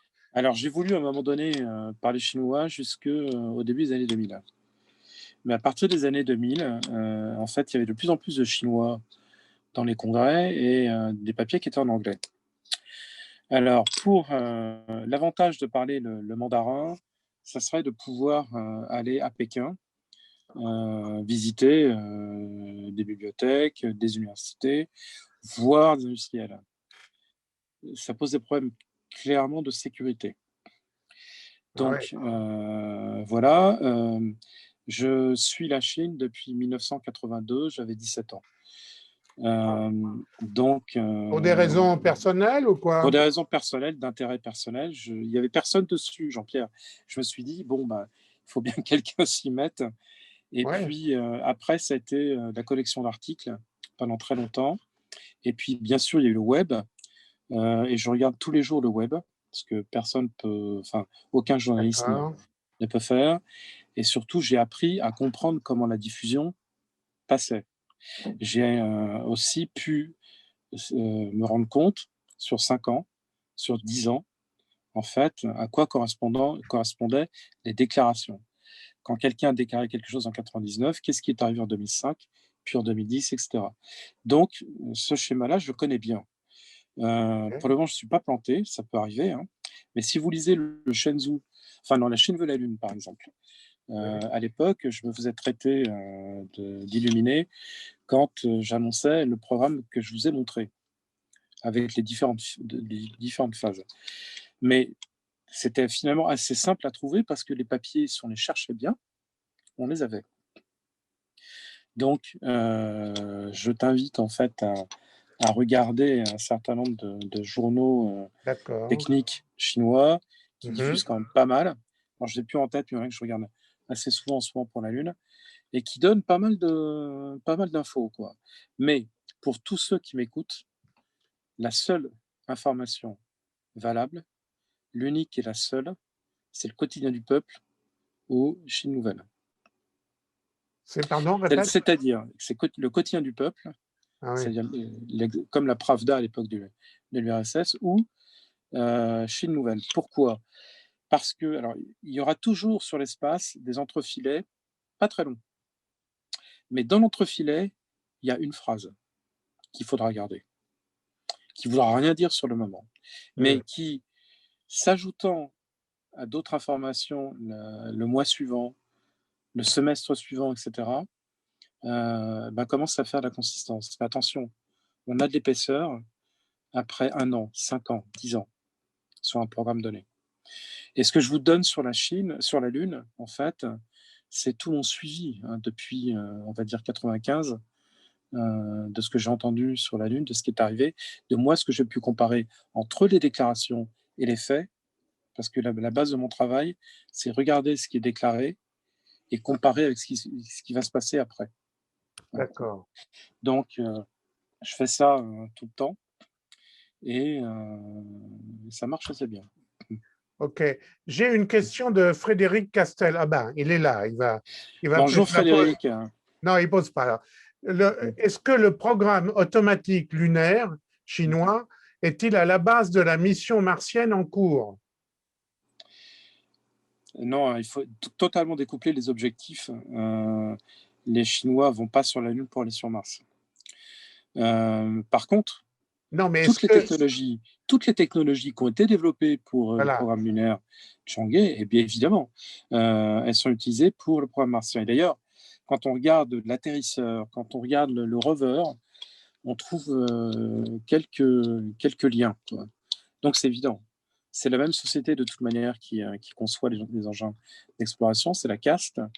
Oui, il y a de toute manière un lien. Par contre, les objectifs entre les deux sont différents. Les Américains disent toujours, enfin, ils le disaient, ils vont plus le dire maintenant, on va sur la Lune pour se préparer à aller sur Mars. Les Chinois, D'accord. ils disent pas ça. Ou plutôt, ils le disent pas encore. D'accord. Donc, ça veut dire que le CZ9 pose un vrai problème parce que il y a 3 semaines ou un mois, il y a eu justement un nouvel entrefilet, une dizaine de lignes, dans Chine Nouvelle, et qui faisait parler en fait un académicien qui déclarait nous aurons besoin de 30 CZ9, je dis bien 30, entre 2030 et 2035. Ah ouais, d'accord. Le problème, c'est que ça ne correspond pas à ce que je vous ai dit. En 2030, on n'a que en fait la station automatique qui commence à fonctionner et qui doit fonctionner pendant toutes les années 2030. On n'a pas besoin d'un CZ9 pour transporter les atterrisseurs. On peut très bien utiliser les CZ3 ou les CZ5 pour faire ça. Le CZ9, on n'en a absolument pas besoin, y compris si on prend le scénario numéro 2 que je vous ai donné, le scénario allégé, où on n'a pas besoin toujours du CZ9. Donc, qu'est-ce que la Chine va faire du CZ9? Or, il y a une petite musique qui court à Pékin depuis un certain temps, c'est qu'on commence à parler du vol habité martien. Ah La oui, seule manière waouh. qu'auraient les Chinois de débouter vraiment définitivement les Américains et de passer devant eux, ce serait d'atterrir sur Mars avant eux. Ce que je dis, c'est la pure spéculation, hein, mais c'est simplement, j'essaye de donner une première réponse à quelque chose qui est incompréhensible. Pourquoi 30 CZ9 en fait? Quel est le message qu'il y a derrière? Parce qu'il y a toujours un message. Donc, comme ça ne correspond pas au scénario que je vous ai donné, il n'y a franchement pas de logique. Ou alors, on fait 30 missions habitées lunaires entre 2030 et 2035. Là C'est le aussi, c'est un peu scénario 3. non, alors, ce serait le Ce qui est scénario 3. possible, hein. C'est Moi, je possible, pense. Philippe. C'est Gilles, possible C'est possible. C'est Vas-y, s'ils possible. Gilles. veulent, s'ils veulent mais déposer des charges très lourdes sur la face cachée, par exemple, pour faire un radiotélescope non, ça, ils sur la face n'envisagent pas cachée. tout de suite. Et je te dis, Gilles, la science s'en fout complètement, quoi. Ce qu'ils veulent, c'est être installés là-bas et puis surtout exploiter les matériaux. Ça, ça revient tout le temps, tout le temps, tout le Et temps. alors, du coup, Par justement, contre, pour faire du pour minerai, aller vers toi, si tu veux, je vois bien comment dire, les Chinois s'intéresser de plus en plus à Mars. La première chose, tu vas voir, je te fais le pari que la sonde qu'ils ont envoyée qui est arrivé la semaine dernière, Tianwen 1, c'est un objet stratégique. Pour la Chine, c'est fondamental. Ça veut dire qu'elle a été doublée. Cette sonde a été doublée. Ça veut dire qu'entre le retour d'échantillons, qui est prévu en 2028-2030 comme pour les Américains, il est probable qu'entre les deux, la Chine déjà va Il y a un Tianwen envoyer 2. quelque chose. Ouais. Tu vois, un Tianwen 2. Dire que les Chinois vont aller sur Mars très vite, moi j'ai vraiment des doutes. Mais je te dis, oui, alors, ou alors ils décident de faire une base lunaire de gros, enfin je veux dire quelque chose d'important, parce qu'à 30 lanceurs en 5 ans, effectivement, tu fais arriver 20 tonnes sur la Lune à chaque fois à peu près. Donc, oui, tu feras une grosse base habitée. Mais c'est pas dans le plan et ça correspond pas à la manière, enfin, ce que font habituellement les Chinois. Est-ce qu'ils vont oser? Tu sais, ils utilisent des manières un peu osées pour faire du vol habité. Des choses que nous, on n'ose pas. Est-ce qu'ils prendront? Moi, je pense que c'est prématuré qu'ils puissent le faire parce que ça nécessite malgré tout de maîtriser beaucoup de choses. Il y a encore beaucoup de choses à maîtriser pour le vol habité martien. Mais tu avoueras que c'est incompréhensible. Cette affirmation, enfin cette déclaration qui a été, en plus, elle arrive après qu'on ait beaucoup parlé de l'autre lanceur que je vous ai évoqué, le fameux lanceur 921, cette espèce de Z5 qui était tiré. Donc, depuis 2 ans, les Chinois ne parlent que de ce lanceur. Et puis d'un seul coup, il y a un académicien qui dit ah oui, mais attendez, il y a toujours la CZ9.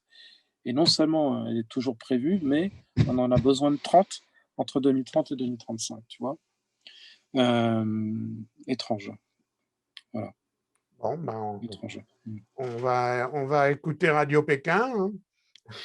Est-ce que vous avez d'autres questions? Allez, les enfants, levez la main ou branchez votre micro si vous avez d'autres questions. Allez, N'hésitez allez. pas. Oui, moi j'en ai une. Oui, qui parle? Jean-Luc Roger parle. Oui, allez-y. Quelle est la protection contre les radiations en base lunaire? Ah, Alors, j'ai participé à un groupe toute l'année dernière ils s'en qui foutent. Non. s'appelait SVE au CNES, donc soutien à la vie extraterrestre. Et on avait des spécialistes des radiations. Effectivement, qu'on soit sur Mars ou en orbite terrestre, on reçoit à peu près la même dose de radiation. Par contre, quand on est sur la Lune, on n'est absolument pas protégé. Donc, il y a 3 moyens de se protéger. Celui, en fait, de mettre comme on ferait en interplanétaire, c'est-à-dire un filet d'eau, 15 à 20 cm d'épaisseur devrait suffire. La deuxième possibilité, ça serait de recouvrir un paramètre de régolithe. Et puis, la troisième possibilité, c'est d'utiliser des systèmes électrostatiques qui pourraient, ou des systèmes par champ, qui pourraient éviter ce genre de choses. Il y a plusieurs études de la NASA qui ont été faites après Apollo et qui vont dans ce sens. Mais j'avais un architecte spatial hier qui me demandait justement, lui qui proposait d'autres solutions.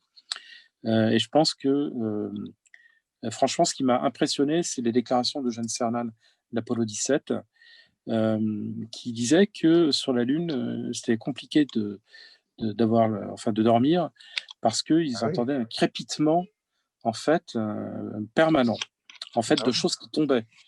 Donc je pense que le mieux, ça serait de mettre un mètre de régolithe sur les modules Oui. habités, voire de mettre aussi un petit filet d'eau, comme ça on est ceinture bretelle pour les radiations. Mais c'est un problème.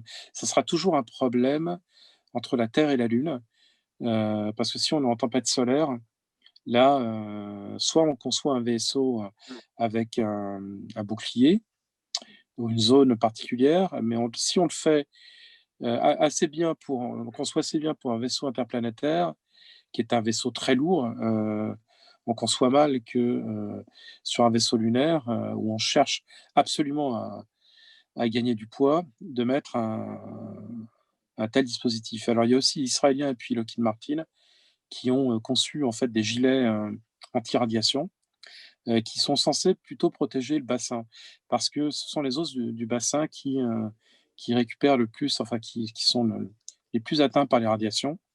Et donc, ils imaginent dans un vaisseau interplanétaire uniquement pour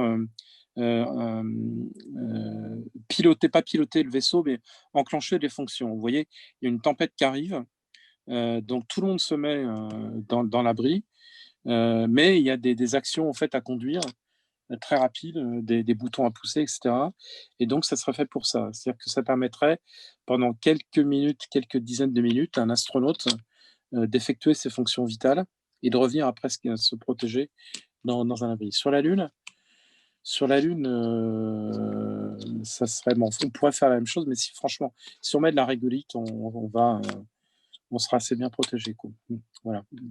Moi, j'ai une question, Philippe. En fait, plusieurs questions relatives à la politique internationale. La situation entre les États-Unis et la Chine actuellement, il y a quand même un paradoxe incroyable parce que ce sont deux grands partenaires commerciaux. Même si l'un et l'autre se pincent le nez, ils restent quand même, ça c'est la réalité du dieu dollar, deux grands partenaires commerciaux. Exactement. Ouais. Et il y a quand même une interdiction stricte par la loi de coopérer pour la partie spatiale. C'est-à-dire que même les chercheurs de la NASA ou du JPL n'ont pas le droit de parler, simplement de parler avec leurs homologues chinois. Donc, tu confirmes ça. Alors, première question, est-ce que tu penses que ça va changer avec le gouvernement Biden ou pas? Ça, c'est la première question. Alors, tu as tout à fait raison de dire ça. En fait, il y a une interprétation, je veux dire, économique entre les deux, hein, comme tu le dis. C'est-à-dire qu'on pourrait presque dire que l'un ne peut pas vivre sans l'autre. Mais en même temps, si tu veux, les Américains sont... Je t'aime moi non plus, c'est ça? Non, enfin non, c'est maintenant pire que ça. On voit bien que c'est une guerre froide qui est en train de s'installer entre les États-Unis et la Chine. Alors, très paradoxal, comme tu le dis, Gilles, parce que malgré tout, il y a encore des liens économiques forts, mais sur le plan de la défense et puis de ce qu'imaginent les États-Unis être une nation démocratique, Xi Jinping leur a servi sur un plateau tout ce qu'il fallait pour les irriter, les énerver et puis les faire fuir. C'est-à-dire que le système, le contrat de, comment dire, je ne trouve plus le mot, mais le fait de contrôler les gens tout le temps par des moyens électroniques de plus en plus sophistiqués, ce qu'ils appellent le crédit social. Le crédit social est un repoussoir absolu pour les politiques américains. Ça, c'est une première chose. D'un point de vue idéologique, il n'y avait rien entre la Chine et les États-Unis jusqu'à ce repoussoir idéologique. Là, maintenant, il existe. La deuxième chose, c'est que les États-Unis ont la volonté de conserver leur place dans le monde et qui est totalement liée en fait avec l'appareil militaire. Et ils se rendent compte, en fait, depuis quelques années, qu'ils commencent à être dépassés. En matière, par exemple, hypersonique, je peux vous assurer que je connais bien le domaine, la Chine commence à être en avance sur les États-Unis. Ça, c'est quelque chose de tout à fait inédit. Et pour répondre à ta question, Gilles, sur Biden, non, là, je pense que tu vois, par exemple, le fait que l'administration Biden confirme le programme Artemis est déjà, comment dire, un signe.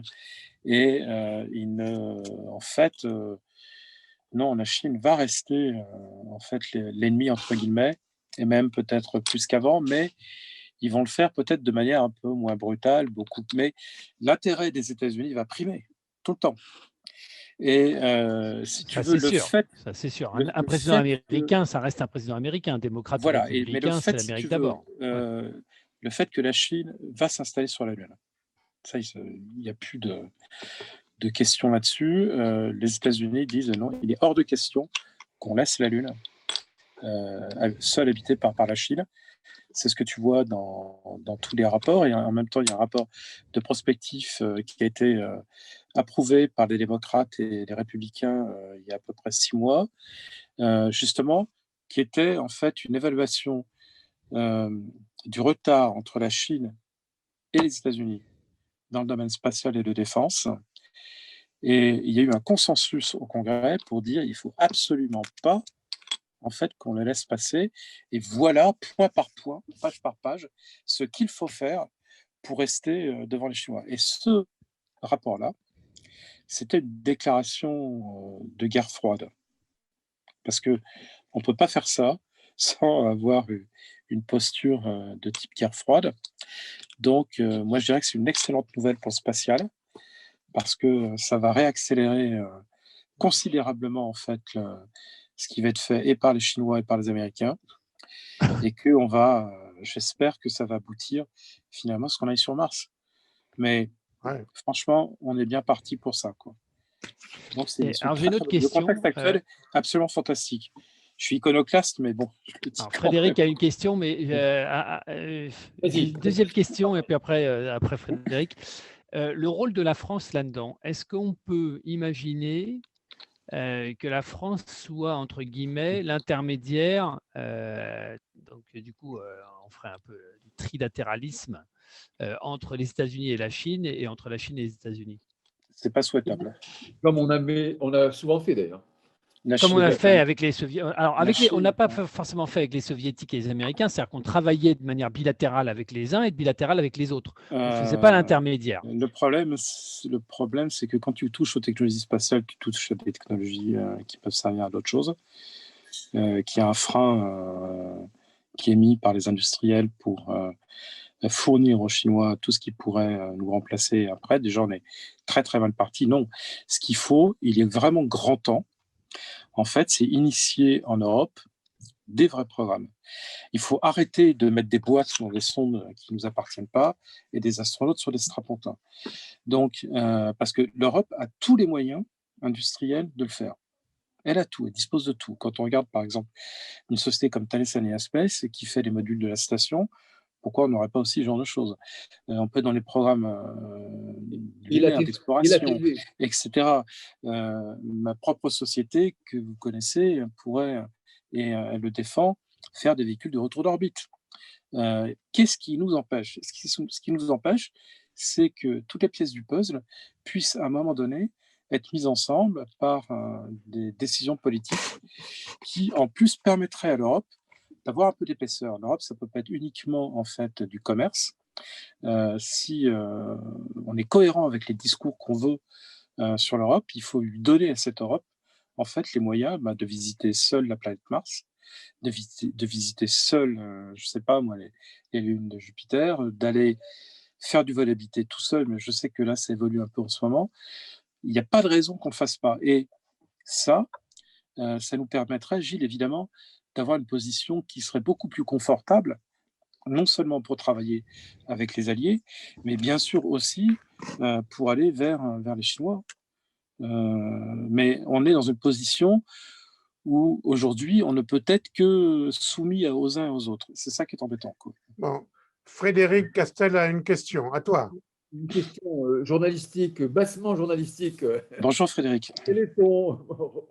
Bonjour Philippe. C'est ton sentiment personnel, juste un espèce de pari assez simple. Est-ce que tu penses que les Chinois vont réussir leur héritage? Ton impression personnelle, bien sûr, qui n'est pas… Je ne t'entends plus. De l'ingénieur. Attends, pardon. Je ne t'entends plus, Frédéric. Tu m'entends là? Vous m'entendez? Oui, c'est mieux, ouais. Oui, pardon. Ton impression, est-ce qu'ils vont réussir à se poser sur Mars? Je ne parle pas à l'ingénieur, je parle à celui qui suit la Chine depuis… Écoute, ils nous ont beaucoup impressionnés avec Chang'e 5. Moi, je me disais, ça pouvait quand même foirer à un moment donné, excusez-moi l'expression, mais ils sont bons, pas… quand même. Ils sont bons quand même. Ils sont quand même bons. Au fur et à mesure du temps, ils montrent qu'ils savent faire. À chaque fois qu'ils ont fait des choses nouvelles et un peu complexes, ça a marché. Là, de quoi on parle? On parle en fait d'une rentrée dans l'atmosphère. Ça, ils savent faire. Ils font du retour d'orbite depuis 1975, les Chinois. Donc, ils ont récupéré à ce qu'on de vitesse cosmique 2 véhicules. Ils ont dû modéliser, parce que tout existe sur l'atmosphère martienne, ils savent de comment elle est faite. Donc, voilà quoi. C'est un pari qu'on peut faire, Frédéric, mais ça pourrait ne pas marcher avec les logiciels, par exemple. D'un point de vue mécanique, je pense que ça marche très bien. Tu as besoin de pyrotechnie, tu vois. Le problème avec la rentrée, et puis pour arriver sur Mars, il faut des systèmes pyrotechniques qui se déclenchent au bon moment, quoi. La pyrotechnie, les Chinois savent très, très, très bien faire. Par contre, ils peuvent toujours avoir des problèmes mécaniques, voire des problèmes de logiciel. Et puis, attends, c'est pas fini parce qu'ils sont en orbite à 180 000 km d'Apoastre. Il faut qu'ils descendent déjà leur train martien pour le mettre dans une orbite qui permette de larguer quelque chose. Mais franchement, et puis vu, enfin, je veux dire, l'État chinois, ce qu'il est devenu, enfin, c'est pas quelque chose qu'ils ont regardé. Enfin, je pense que c'est des gens sérieux. Ils ont montré toutes les capacités dont ils disposaient pour faire un programme lunaire qui est quand même très, très impressionnant. Tu veux mon pari? Ils vont réussir. Voilà. Ouais, moi aussi, je pense. Je pense, parce que Mars ou la Lune, c'est à peu près pareil. Hein. C'est plus loin, mais on s'en fiche puisque ça va être automatique. Ils ont déjà réalisé plus gros, quoi. Donc, ils ont l'expérience de plusieurs changements. Ouais, Jean-Pierre, je ne suis pas sûr qu'on puisse dire que Mars et la Lune, c'est pareil. Les Soviétiques ont tout foiré sur Mars, à part Mars 5. Nous aussi. Et nous aussi, mais nous, on n'a rien fait sur la Lune, donc on ne peut pas trop comparer. Les Soviétiques, ils ont réussi la Lune et ils ont perdu Mars. Donc, ce que je veux dire, c'est que les Chinois, ils ont mis des atterrisseurs et des rovers sur la Lune sans problème. Ça a bien marché. Hein.